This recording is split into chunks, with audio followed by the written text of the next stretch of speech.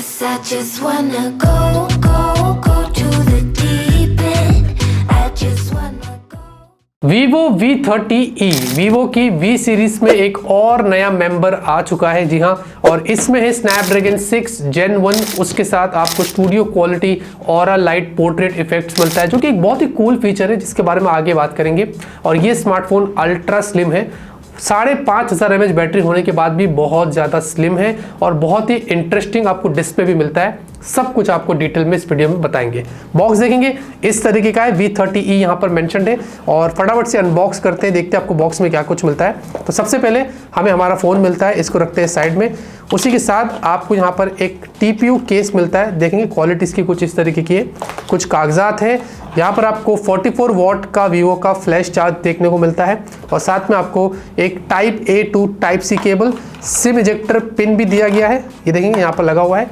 इन सबको रखते हैं साइड में और सीधे आते हैं फोन की तरफ। डिजाइन और बिल्ड की बात करेंगे तो दिखने में दोस्तों ये फोन एक्चुअली में काफी प्रीमियम लगता है। आपको डुअल टोन डिजाइन मिलती है, एक साइड देखेंगे पूरा मैट है और दूसरा आपको ग्लॉसी मिलता है। जो मैट साइड है ये शाइनी मैट इफेक्ट आपको देता है, यहाँ पर उंगलियों के निशान इतने नहीं पड़ते, लेकिन जो ग्लॉसी पार्ट है वहां पर थोड़े उंगलियों के निशान पड़ जाते हैं। और ये फोन स्लिमेस्ट फोन बनता है विद 5500 mAh बैटरी के साथ। जी हाँ, 7.75 mm की थिकनेस और 188 ग्राम्स, यानी कि सोचो इतनी बड़ी कैपेसिटी की बैटरी होने के बाद भी ये फोन हाथ में होल्ड करने पर बहुत ही लाइट वेट और ग्रिप भी इसका काफी अच्छा है, क्योंकि पीछे से भी आपको जो एजेस मिलते हैं वो थोड़े से कर्व्ड है। बाकी पीछे आपको ये पूरा ग्लास बैक मिलता है और फ्रेम्स आपको पॉलीकार्बोनेट में मिलते हैं। इसमें 2 कलर्स आएंगे, एक वेलवेट रेड है जो हमारे पास यहाँ पर है, और आपको एक सिल्क ब्लू भी देखने को मिलेगा। आपको IP64 की रेटिंग्स भी मिल जाती है। बाकी नीचे आपको सिम ट्रे, ये हाइब्रिड स्लॉट है, एक माइक नीचे है, एक ऊपर, डुअल माइक यहाँ पर दिया गया है, टाइप C पोर्ट है और सिंगल स्पीकर है। राइट में पावर बटन, उसके ऊपर वॉल्यूम अप एंड डाउन की की, और आपको अंडर डिस्प्ले फिंगरप्रिंट स्कैनर मिलता है जो कि फास्ट है और रिस्पॉन्सिव है। और हैप्टिक्स भी यहाँ पर हमने चेक किया था, वो काफी अच्छे निकल कर आए। रही बात परफॉर्मेंस की तो इसमें है Qualcomm Snapdragon 6 Gen 1। इस चिपसेट के बारे में हमें काफी पता है, हमने कुछ फोन्स में देखा है। 4 nm पर बेस्ड है, काफी बैटरी इफिशिएंट। एंट्रोटू स्कोर्स 5,72,000 के आसपास। CPU थ्रॉटल में बिल्कुल भी थ्रॉटलिंग इश्यूज नहीं आया था, तो थ्रॉटलिंग इसकी बहुत अच्छी है। और इसमें लॉन्ग टर्म तक भी अगर आप यूज करते हैं तो ये ज्यादा ओवरहीट नहीं होता है, नॉर्मल सा वार्म रहता है। बिल्कुल भी हमने ओवरहीट वाला कोई सीन इस फोन में नहीं देखा। UFS स्टोरेज की बात करें तो आपको 2.2 मिलता है और रैम इसमें है LPDDR4X। लेकिन जब हमने UFS स्टोरेज टेस्ट किया था, स्कोर्स काफी इंप्रेसिव निकल कर आया था, जो ऑलमोस्ट ऐसा लग रहा था कि UFS 3.1 के जैसा है। लेकिन ये चीज हमने नोटिस करी है। इनफैक्ट इसकी जो रीड राइट की स्पीड भी अगर आप देखते हैं तो वो भी यहाँ पर काफी अच्छी निकल कर आई थी।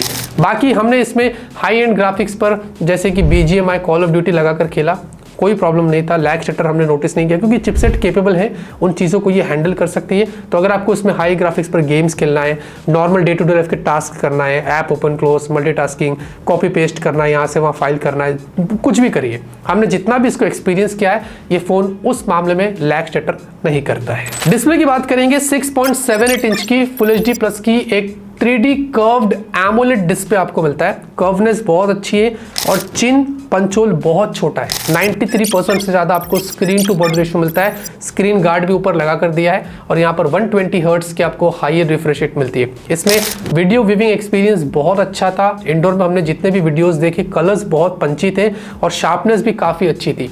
आउटडोर की विजिबिलिटी इसकी बहुत अच्छी है। मैक्स ये 1300 निट्स की पीक ब्राइटनेस तक चला जाता है, तो वहाँ पर कोई कमी नहीं थी। डिस्प्ले काफ़ी ज़्यादा विजिबल था और इंडोर के भी जो व्यू एंगल्स थे वो बहुत अच्छे थे।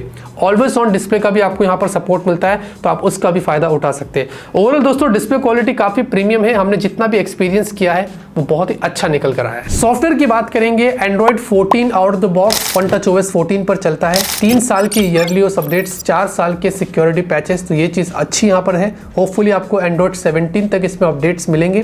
बाकी हमने कुछ प्री इंस्टॉल्ड ऐप्स देखे, स्नैपचैट है, फोन पे है, नेटफ्लिक्स वगैरह, आप चाहो तो उनको डिलीट कर सकते हैं। और साथ ही साथ हमने लॉक स्क्रीन के ऊपर ग्लैंस थैंक्स भी देखा था, बट इसको भी आप डिसेबल कर सकते हैं।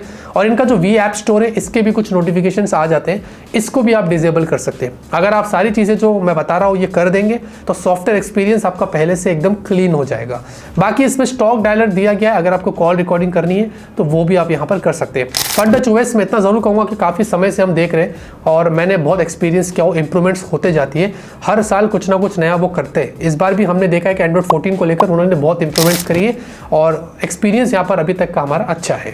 कैमरे की बात करते हैं, आपको 50 मेगापिक्सल प्राइमरी सेंसर मिलता है जिसमें सोनी IMX 882 सेंसर दिया गया है। आपको OIS और EIS दोनों साथ में मिलता है। मैक्स आप 4K वीडियो शूट कर सकते हैं 30 FPS पे। और यहाँ पर आपको इसमें कैमरे में 3 फीचर्स भी देखने को मिलते हैं, एक है विविड, दूसरा है टेक्सचर्ड और तीसरा है नेचुरल। आप तीनों फोटोज की क्वालिटी में आपको दिखा रहा हूँ, आपको जिस तरीके से फोटोज लेना है जिसी भी मोड में वो आप इजीली यहाँ पर निकाल सकते हैं। बाकी आपको 8 मेगापिक्सल का अल्ट्रावाइड सेंसर भी दिया है और अल्ट्रावाइड फोटोज भी यहाँ पर काफ़ी अच्छे निकल कर आते हैं। नॉर्मल फोटो और अल्ट्रावाइड के बीच में अगर आप देखोगे तो कोई ज़्यादा कलर शिफ्टिंग का इशू भी हमने नहीं नोटिस किया। उसके बाद उन्होंने कोई 2-2 मेगापिक्सल का सेंसर नहीं दिया, जो मुझे काफ़ी अच्छा लगा है।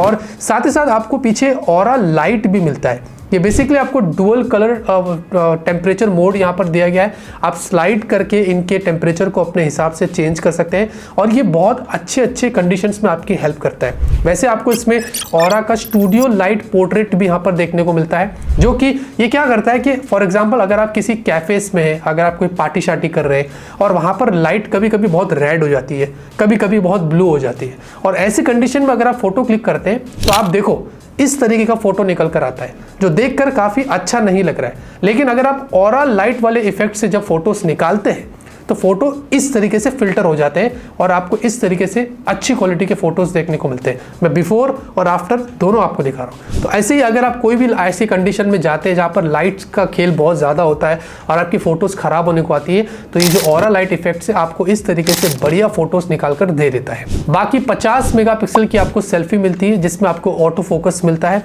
और साथ में इसमें भी आप मैक्स 4K 30 FPS पे वीडियो शूट कर सकते हैं। आपको 720p पे 120 FPS पे स्लो मोशन मिलता है, तो स्लो मोशन की क्वालिटी भी यहाँ पर काफ़ी अच्छी निकल कर आई है। और फोटोज और वीडियोस दोनों में आपको 10x जूम मिलता है, तो जूम फॉर शॉट्स भी अगर आप देखेंगे फोटोज के और वीडियोस के, जो क्वालिटी यहाँ पर निकल कर आई है वो अच्छी है। बाकी आपको 2x पोर्ट्रेट भी मिलता है, अगर आपको जूम पोर्ट्रेट लेना है तो वो भी आप ले सकते हैं। इसकी क्वालिटी भी यहाँ पर काफ़ी अच्छी निकल कर आई है। मल्टी स्टाइल पोर्ट्रेट भी दिया गया है, जो कि अक्सर हमने वीवो के फ्लैगशिप्स में देखा है, वो भी आपको यहाँ पर मिलता है।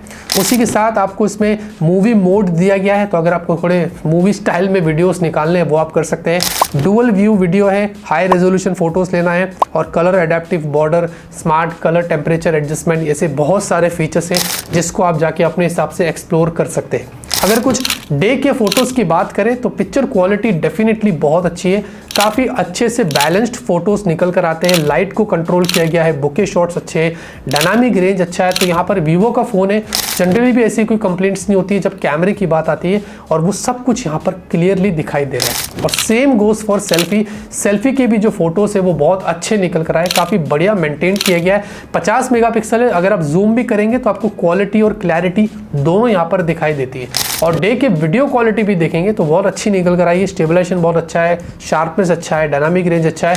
और same goes for selfie video quality भी डे में बहुत ही अच्छी निकल कर आई है। नाइट के फोटोज़ भी यहाँ पर काफ़ी अच्छे हैं, लेकिन पिक्चर क्वालिटी यहाँ पर बहुत अच्छी है। और नाइट पे नॉइज़ भी कम है, शार्पनेस भी आपको यहाँ पर काफ़ी अच्छी मिलती है। हमने नाइट में कुछ रियर पोर्ट्रेट्स भी लिए थे अलग अलग स्टाइल में, वो आप देख सकते हैं कि कितने बढ़िया तरीके से पोर्ट्रेट आते हैं अगर आप नाइट में यहाँ पर निकालते हैं। और हमने कुछ सेल्फीज़ भी ली थी नाइट के अंदर, जिसमें आपको नाइट मोड भी दिया गया है। तो यहाँ पर भी अगर आप पिक्चर क्वालिटी देखते हैं तो बहुत ही अच्छी है। और अगर आप अच्छी लाइटनिंग कंडीशन में जाएंगे तो और भी अच्छे फोटोज़ आप नाइट में यहाँ पर निकाल सकते हैं। बाकी हमने गूगल ड्राइव की लिंक डिस्क्रिप्शन में दे दिया है, आप अपने हिसाब से जाके वहाँ पर जज कर सकते हैं। बैटरी की बात करेंगे, 5500 mAh की बैटरी है। जैसे कि मैंने आपको पहले भी बताया था कि कितना ज़्यादा स्लिम है, और उसके बाद भी 5500 mAh की बैटरी मेंटेन करना ये वीवो ही कर सकता है। और 44 वाट का आपको एडेप्टर दिया गया है, और इससे अगर आप चार्ज करेंगे तो 1.5 घंटे के अंदर ये फ़ोन को फुल चार्ज कर लेता है।